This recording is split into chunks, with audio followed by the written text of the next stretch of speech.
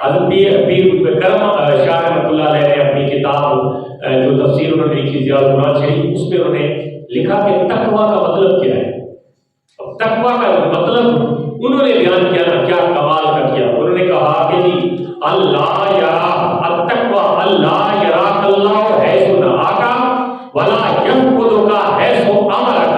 فرمایا کہ تقویٰ یہ ہے کہ اللہ تعالیٰ اس جگہ پر تجھے نہ دیکھے جہاں سے اس نے روکا ہے. گل سمجھ آتی پئی؟ تقویٰ کیا ہے؟ کوئی آپ نے تقویٰ کی تعریف کی تو تقویٰ کی تعریف سنو. تقویٰ قرآن کہتا ہے نا وہی وہ ہوتا ہے جو ایماندار بھی ہوگا اور تقویٰ بھی اس کے دل میں ہوگا. اب تقویٰ کیا ہے؟ تقویٰ بھی سمجھ لیں.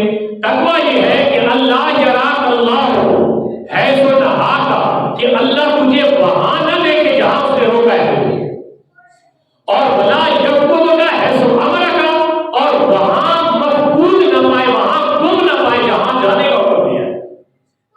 پورا دین اس میں سب آ گیا. دیکھو اللہ کے سمجھ آئی گل نہیں، پچھلے زمانے میں کوئی نہیں سمجھ آئی. اللہ نے جہاں جانے کا حکم دیا وہاں پہ وہ گم نہ ہو، یعنی وہاں پہ ہر صورت جائے، اور جہاں سے اللہ نے رکنے کا حکم دیا وہاں کو نہ جائے. اسی کو تقویٰ کہتے ہیں.